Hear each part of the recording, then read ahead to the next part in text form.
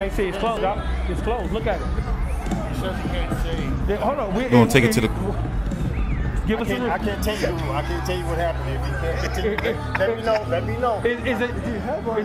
He said he couldn't see. I called it an intentional hit, but you make the decision what you want to do. I can't see, bro. Just say, yo, you can't. Can't see nothing out of there. Jamel saying he can't see out of that It can't eye. be retirement.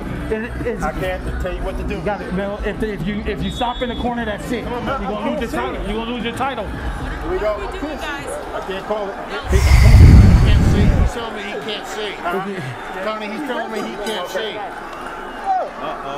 So Jamel's saying he can't see. Now keep in mind, earlier we heard it was an intentional clash and an accidental clash, so we should be going to the scorecards here for a technical decision. Interesting.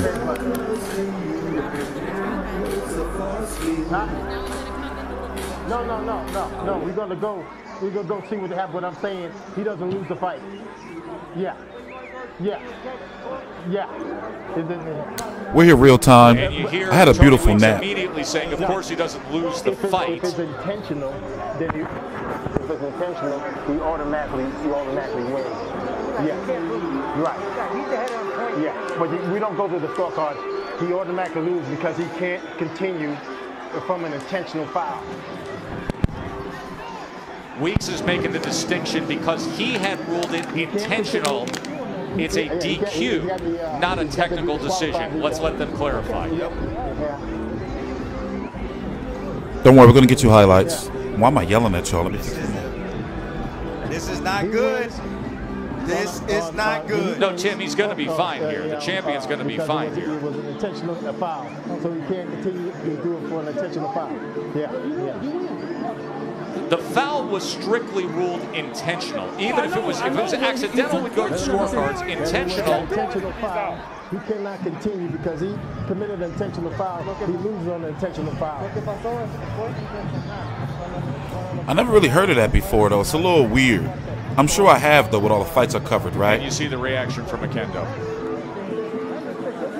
In my just think of opinion, it this way: if at that moment in the 5th round, with an intentional foul, the fight didn't continue, you'd have a DQ. Oquendo would be DQ'd. Herring would be the winner. It just is a delay of 3.5 more rounds of getting that result. Yeah, just listening to the conversation with the commission and the referee, it didn't sound like it was right. Yeah. Intentional foul. Yeah. Now he can't continue. Because of that cut. Right. Yeah. So, we go to the scorecard. Okay, well, all right. that's Bob Bennett, right? He looks confused Now, himself. the commission is telling him you should go to scorecards, but the unified rules clearly state accidental foul, you go to the scorecards after 4 rounds are complete. Not intentional foul, accidental foul. Bernardo, what can you tell us? Let him know. They're going to go to the... So from what I'm hearing, what happened was there was initial intentional headbutt. There was a point deduction. He could continue at the time, but due to that same intentional headbutt, he is now unable to see. The eye is closed. He says he cannot see. Therefore, the doctor said he cannot allow Jamel Herring to continue in this fight.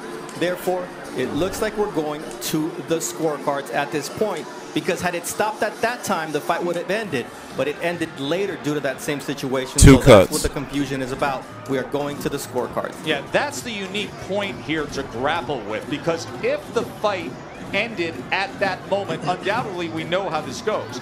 What Tony Weeks is arguing, the referee is saying, listen, that's why I'm stopping the fight. It's because of that intentional clash of heads. But now we're hearing the commission saying, no, we are going to go to the scorecards and come up with a technical decision.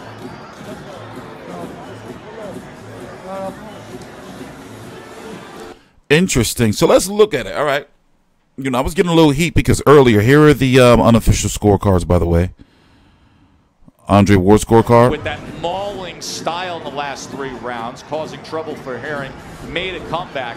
But This Herring could be bad. Devastating knockdown in the 3rd round, and then had the 10-8 round in the 5th round with the point deduction that we've been consumed with the clash ahead. Ugly situation. Finished off this fight.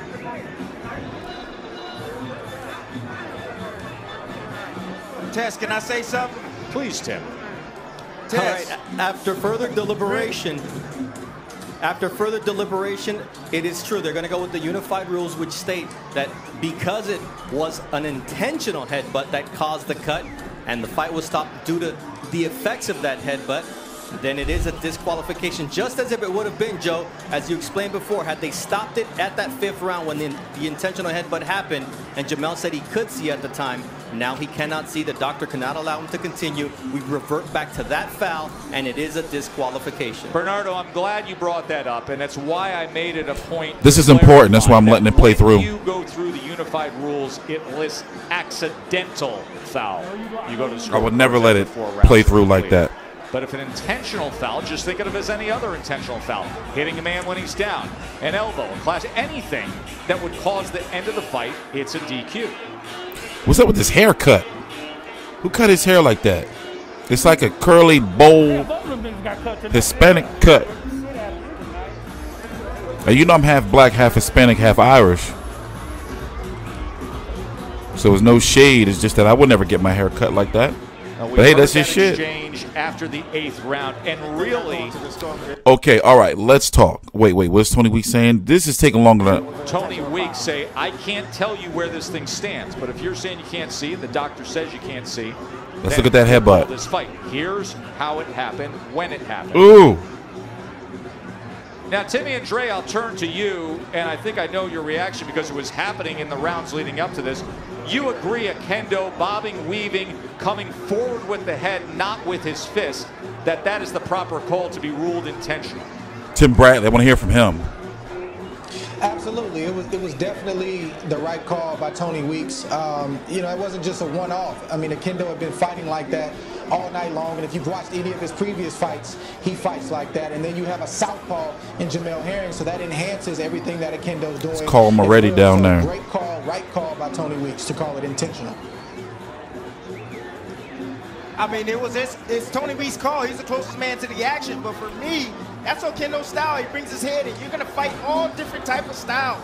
You're going to have to deal with that, especially being a champion. But the problem I have right here is real eyes, real lies. When I saw Herring, you know, frustrated, dealing with those headbutts, you know, he wanted out.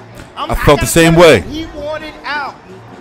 I felt the same way. That's the problem that I'm having right now, because I'm trying to digest all of this, and I'm saying, okay, the reason why you can't see is because you got blood dripping down in your eye. You got blood coming from that cut down in your eye. You can see once they clear that up. You know, to me, I honestly feel like he gave up. I do too. Listen, we're talking about two different things here. Joe asked me, did Tony Weeks make the right call? True. Yes, he made the right call.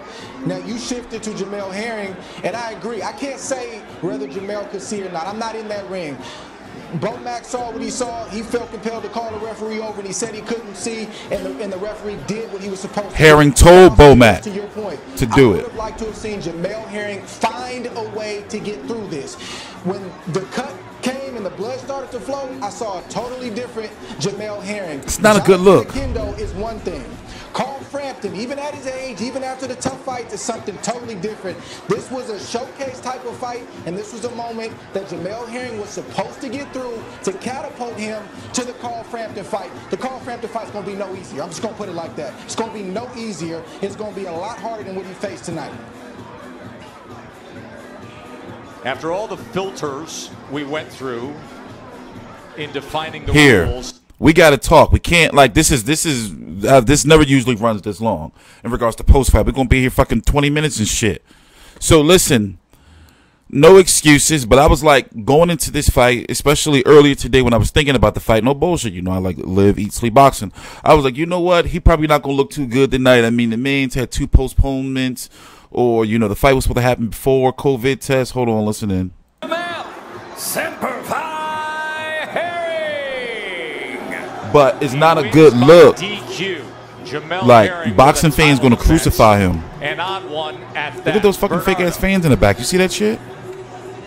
The putties? The word from Bob Bennett, the Nevada State Athletic Commissioner, was that due to the fact that it was an intentional headbutt, everything reverted to that 5th round. The fight was stopped due to the cut caused by the intentional headbutt, as called by Tony Weeks, and that left us with only a disqualification once they went to the unified rules. And once the doctor comes into that corner, hears the fighter say that he can't see, takes a look at the eye, determines that to be true, that the fight is being stopped, that the referee is being advised by the physician that the fight is stopped. Then, because the cause is that intentional clash, you get this result. And now Bob Arum, the promoter, Jamel Herring, his 130-pound champion, will think about how long it takes for that to heal up. Yeah, so this is, you know, I'm glad I did take my nap. So we got a lot to talk about. You know, anticlimactic but nonetheless controversial ending to the fight. Because of Jamel Herring, you know, I wanted to see the dog in him. Let's listen in. Please subscribe. Round. What happened at the end of that 8th round, Jamel? It just kept coming. Like we knew coming in that he was going to be aggressive with a head first, obviously moment, but it just kept repeating. You know, on the inside, just kept, you know, and Tony finally caught on to it. But I didn't want to go in like that. So the doctor comes over after the 5th round, says, "Can you see?" You said, "I can see." I'm right. I was cool. Like I said, I could with one eye, because I've been there in the Shafago fight, fighting with one eye. So I've been there. That was an issue, but you know, my team felt it was just too much. No, bro, it was you. We just have to stop it, whatever. Hold up. You came in here with the opinion of wanting to outdo Carl Frampton because that's the fight that everybody wants to see. How do you feel about what was the rest of your performance? You know, it just got ugly. Like, it just got ugly. I wasn't too satisfied with my performance, to be honest with you. In the beginning, you know what I'm saying, everything was going real smooth. Like I said, you know, me boxing. I put him down with uppercut. Like I said, we knew he was gonna come head first, so you had to time it. But in the end, you know, I wasn't happy how it was looking. I'm disappointed with the outcome, because, you know what I'm saying, I've never been in that situation. Like I said, I've been through worse, but I've never been in a situation where we had to, you know what I'm saying, stop any fight. And I'm just, like I said, it's not all about, sometimes it's not just about just getting the win, it's how you look. You know, I'm a very harsh critic on myself, but it is what it is. Bob spoke to me, told me just to rest, because you guys know I've been through a 20-week training camp, so you know, it is what it is. I can go home to my family. Hopefully the cut isn't that bad, and like I said, I still want the Carl Frampton fight next, by all means. November, December, whatever, I still want that fight next.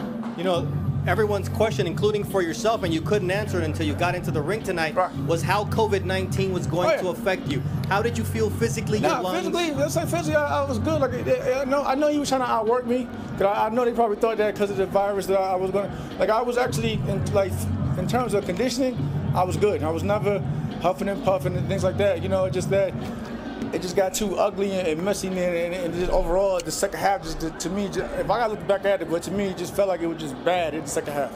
All right, we look forward to seeing you soon. Heal up and take some time with the family. Okay. Appreciate you, champ. Love you all. All right, Joe, back to you. Described his performance as ugly, saying he's disappointed. Dre, what are your final thoughts?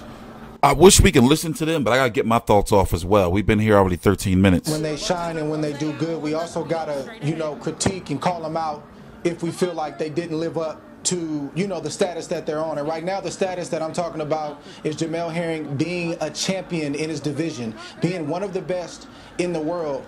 When you get into those tough spots, you get into those tough situations, I've said it all night long, you got to find a way. Well, some people may say, well, how do you find a way if you can't see? I'm looking at the eye right now. Find a way to win. Not closed. I'm sure the blood obstructed his view, but that's what your cut man is for. You let the cut man do his job. You try to stay composed. You take instructions from the corner, and you continue to answer the bell. I'm all for fighter safety, but I would have liked to have seen Jamel Herring grit this out, gut this out, and that would have been the confirmation that I needed to let me know that he's ready for Carl Frampton.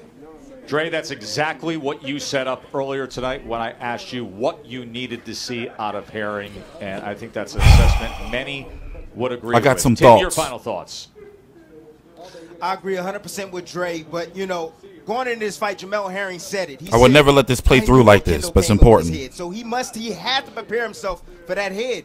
He said that he couldn't see in the corner, all right, when the referee asked him, or the doctor asked him, you know, and then the corner panicked. They didn't know the rules. They were like unsure if he quit or if he stopped or if the fight was stopped. We're gonna go back and replay it. So I have a problem with all these things tonight, man.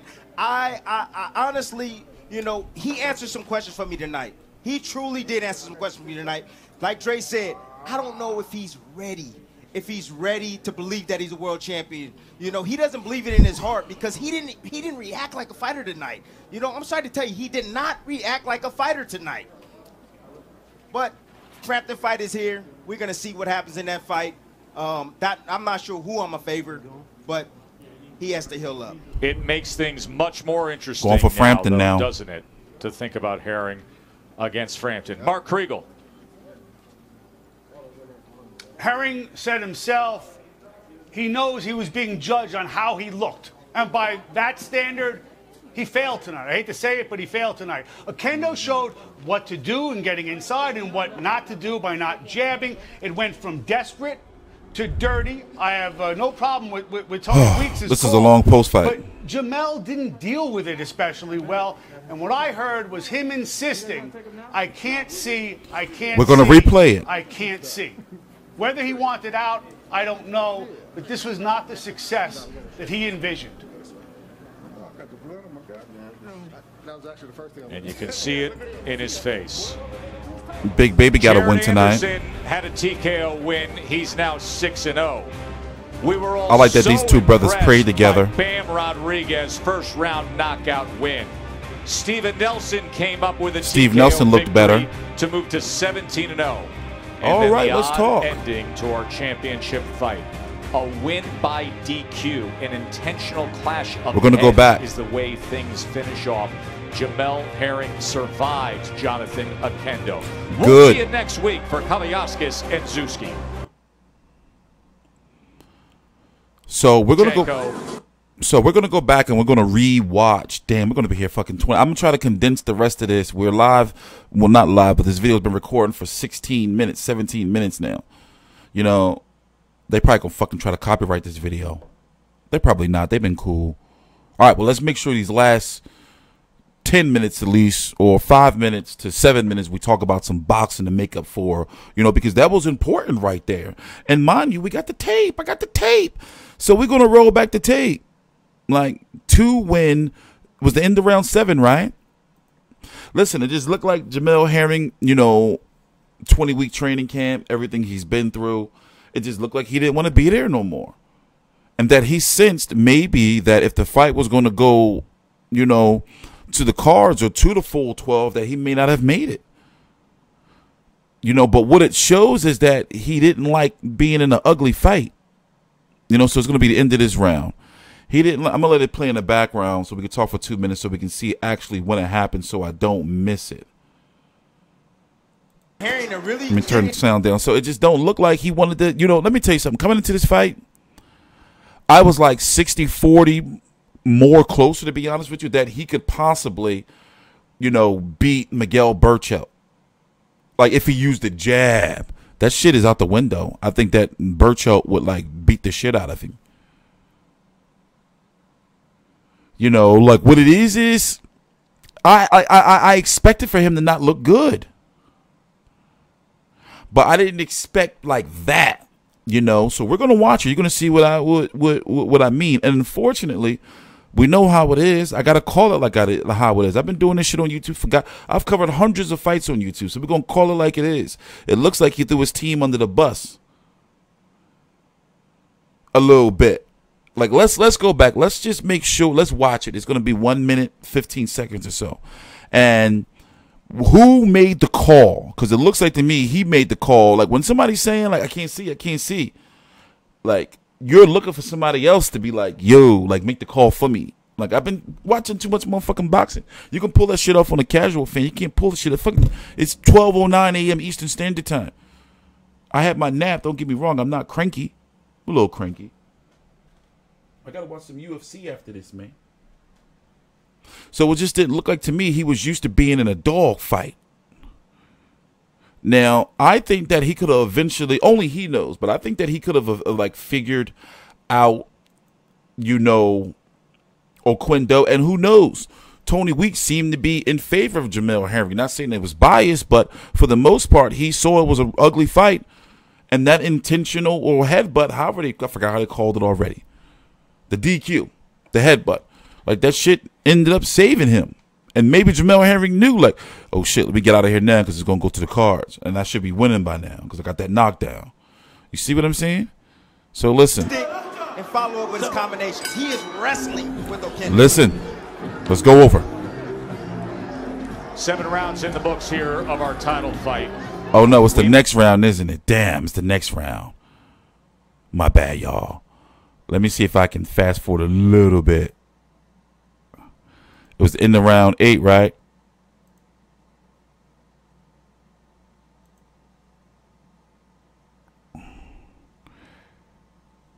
Hold on. And seemingly the prop. Damn, we're going to be here half an hour. Gosh darn it. I did not expect this video to be this long, but I do this for you, the people. Now, remember, I told you guys, I did a video earlier that I'm not phasing out, I'm scaling back boxing content. I'm always going to be here covering the big fights, yo, so that's not going anywhere. But when it comes to weekday content, like, it's going to be scaled back unless it's like a major press conference or some shit I'm really interested in, or some media event or something, or a preview, like certain preview videos. If it's all access, fight camp, or any type of shoulder content, I'm going to be doing those videos, you know. But as far as, like, I'm running a business here, man. I'm 37. Like, even though, you know, I'm blessed, you know, I'm not rich or anything, but I'm doing pretty good in life. You know, so, like, I built all this when I wasn't doing good in life. You see what I'm saying? So, you know, like, I want to make some money off of it finally. Shit. Is that a crime? So let's let this play in the background. It's 43 seconds. We're going to watch the whole, like, stoppage in its entirety.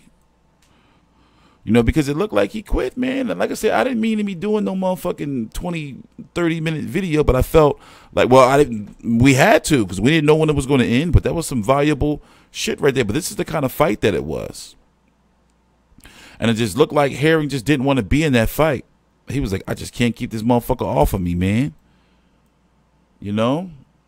And he just was looking for a way out, because when I was looking at the eye, mind you, I'm watching here at my desk. I got a fucking, what is this? Some fucking 30, 20, some shit, 1080p. Okay, listen, let me pause it. All right, let's listen in. Please subscribe. And let's listen in and watch. And let's see who makes the call. And look at Weeks. Remember when Andre Ward, they called, like, son of Weeks? All right, shh, let me shut up. So listen, please. Did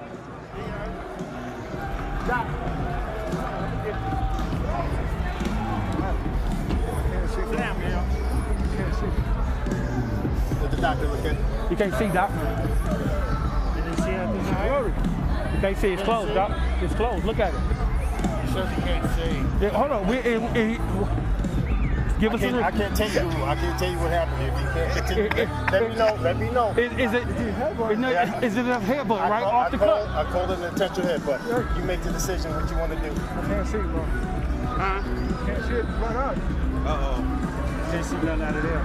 Jamel saying he can't see out of that It can't eye. be retirement. I can't tell you what to do. Got it, Mel. If you stop in the corner, that's it. You're gonna lose your title. You're gonna lose your title. Here we go. I can't call it. Hey, come on. He can't see. He's telling me he can't see. Tony, he's telling me he can't see. Uh-oh. So Jamel's saying he can't see. Now keep in mind. So does it look like to you that he wanted out? Anyway, let's move on. Let's go look at the rankings. 130-pound champions are Miguel Burchout, WBC. He's supposed to be fighting Oscar Valdez sometime soon. You know, well, some should be both for their next fight. Leo Santa Cruz, WBA Super World, is taking on Tank Davis in October on Showtime pay-per-view. That pay-per-view is going to get a fucking boot put in his ass by UFC 254. We don't acknowledge them other belts down there. Jojo Diaz is supposed to fight his mandatory. By the way, Jojo Diaz is signed with MTK Global. They are expanding. He's supposed to fight his mandatory, but also has that rematch clause with Tevin Farmer. And Jamel Herring is supposed to fight Cole Frampton. And the winner could go on to fight Shakur Stevenson. Now, you know, at least I believe that Jamel Herring can't beat Shakur Stevenson. I like Jamel Herring, man, but this was a real bad look right here, man. real bad look, and I sympathize or empathize with what he's been through in regards to, like, yo, he been through, you know, been in camp forever, got the COVID and shit. So, you know, I was given the benefit of the doubt. But, you know, I wonder what Twitter's saying. I don't even want to know. They're probably not being kind.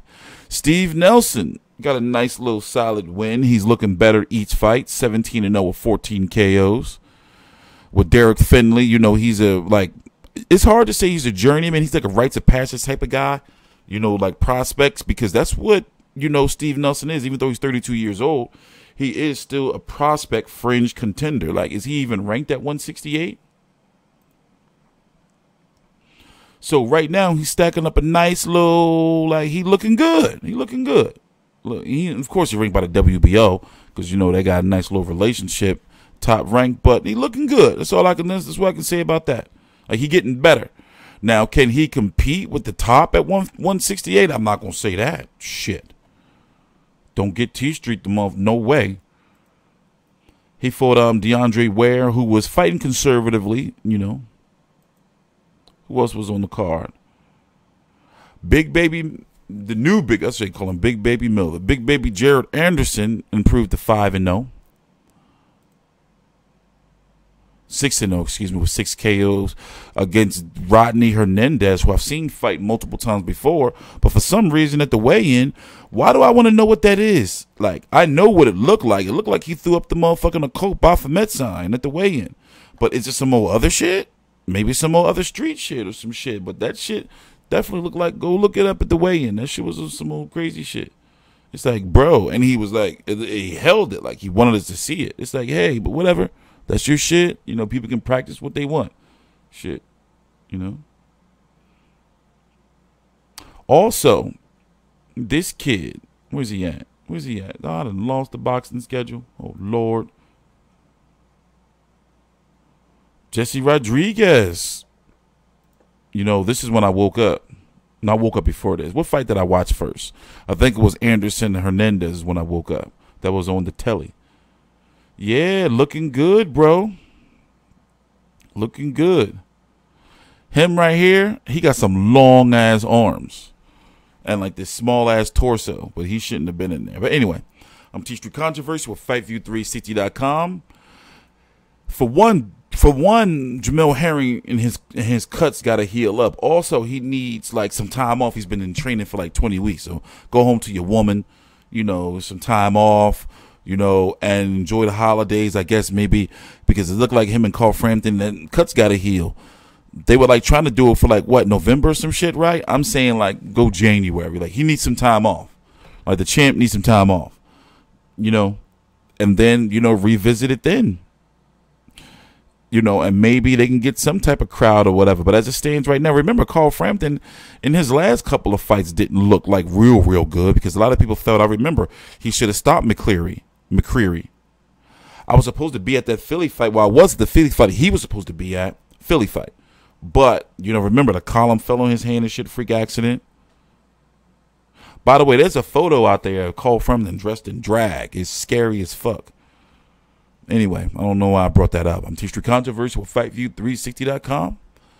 Please subscribe. So, yeah, as I said, once again, before we end, like, my boxing content is not going nowhere. It's just that, you know, we're scaling back. And if you don't like the other content we're going to be putting up, then you can just unsubscribe. That's your right. But please subscribe and like and follow me on Twitter at